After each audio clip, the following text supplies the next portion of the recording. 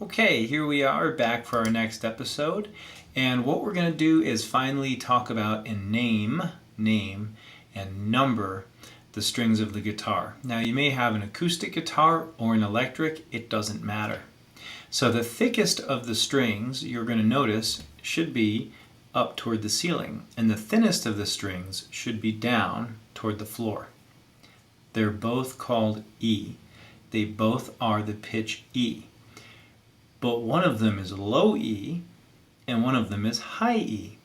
So think of a singer's voice. You might say somebody has a really low voice. Okay, so that's low E.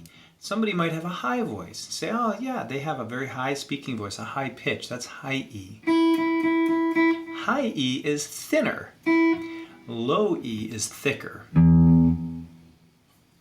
High E is number 1. And low E is string number 6. So, 6, thick. They almost rhyme. Thin one.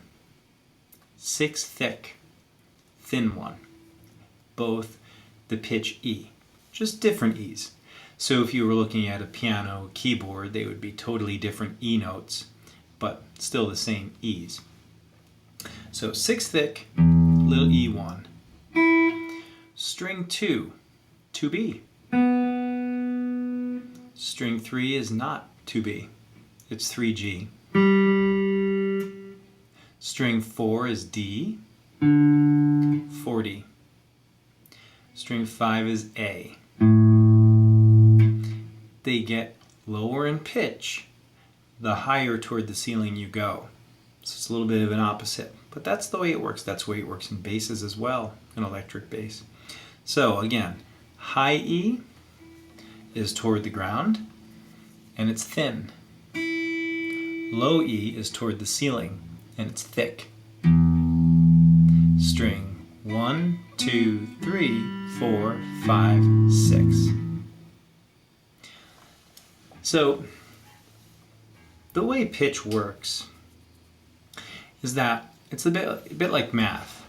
So pitch is a little bit, there's space between pitches. And the space between the pitches are called intervals. So I'd like to show you this here. Okay, this is the musical alphabet, starting with A. And we're going all the way through to the next A. There's no H, that's for sure, there's no H. So you'll notice that we have on the far left of your grid, of your screen, we have a red letter A. You can play that letter A by playing string number 5, number 6 thick, 1 thin. So string 5 is just below the fattest string, and we're going to be playing that with our hand, finger, or guitar pick, and we're just going to play it, get a nice tone. Okay. Then what we'll do is press fret 1. We are pressing string 5 just behind the fret 1.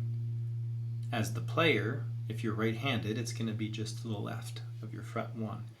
Then we're raising that pitch. We're going to make that pitch keep going up and up and up, essentially like kind of like that. So we went from the A open, which is our string 5 open, to string 5 fret 1. We're sharping A, we're making it sharp. And we are proceeding in the musical alphabet to B. Well, if we're going backwards, you might say we're starting on a B. So I'll play the string 5 fret 2B. And now we're going to go B flatted, B flat, B flat, and then A open. Okay. So you notice here how it goes from A to B. But in the middle, between A and B, you have what could be called A sharp, if we're raising A, or B, let's say we're starting on a B note in the musical alphabet and we're flatting it down to A. Peaks and valleys, so it's like here's A and here's B. A, sharp, up to B. It's time to get back home to where you parked your car at the trailhead at the mountain.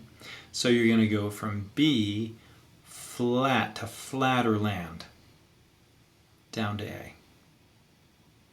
So A sharp, B flat, same note.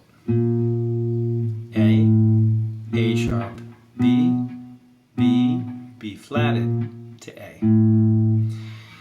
So you're going to notice the way this musical alphabet works here. A, B, C. Oh, there's nothing between B and C, is there? It's just B to C. There's no B sharp or C flat. Then you go past C sharp to D, past D sharp to E, which is red. There's no E sharp, so we're going to go directly to F.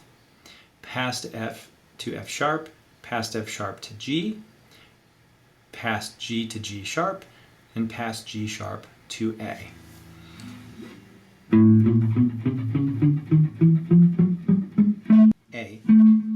A flat.